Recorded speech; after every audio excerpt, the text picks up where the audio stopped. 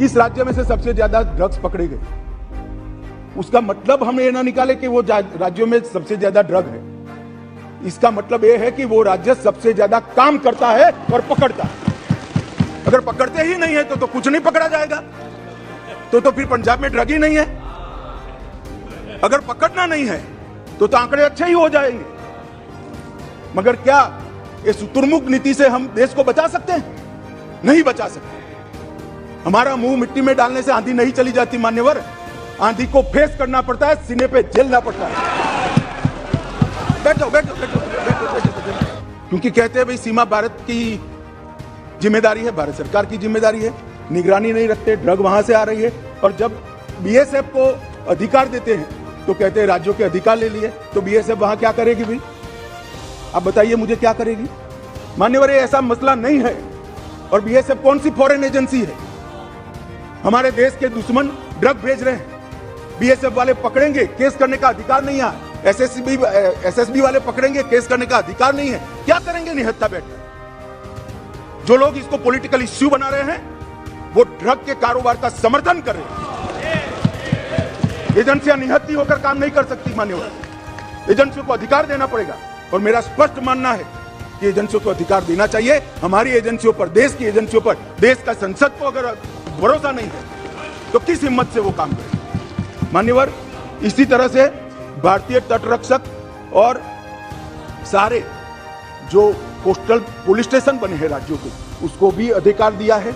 Railway protection force को भी हमने अधिकार दिया है। और एनआईए को दुनिया भर में अगर हमारे देश में ड्रग के कारोबार से जुड़ी हुई कोई भी इन्वेस्टिगेशन करनी है तो आज एनआईए दुनिया भर के देशों में जाने के लिए इसी संसद ने उसको सशक्त किया है, अधिकार दिया है और एम्पावर किया है।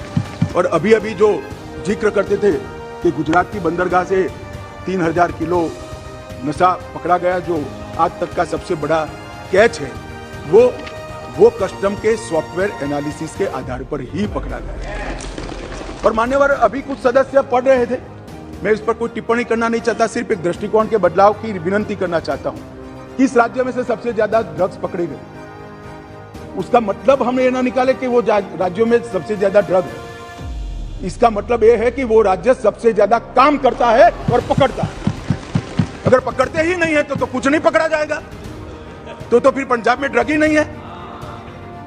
अगर पकड़ना नहीं है तो आंकड़े अच्छे ही हो जाएंगे। मगर क्या इस शुतुरमुर्ग नीति से हम देश को बचा सकते हैं? नहीं बचा सकते।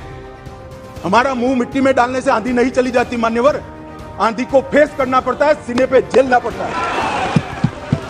बैठो बैठो बैठो बैठो बैठो बैठो।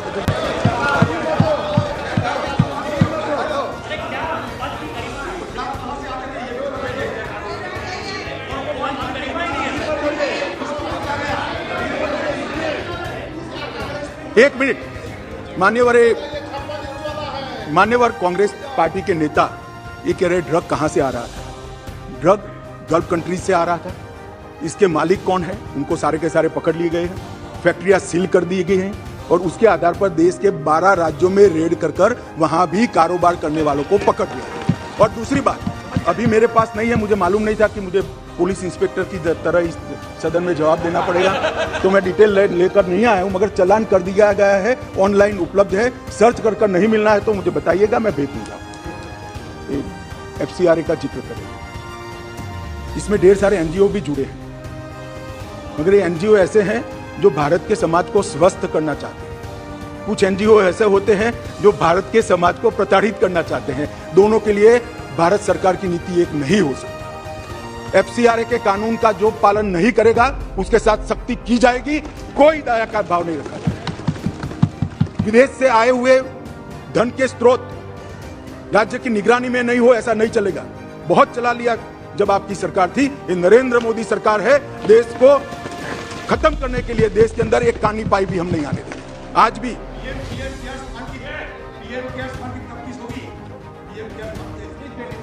माननीय गृह मंत्री जी।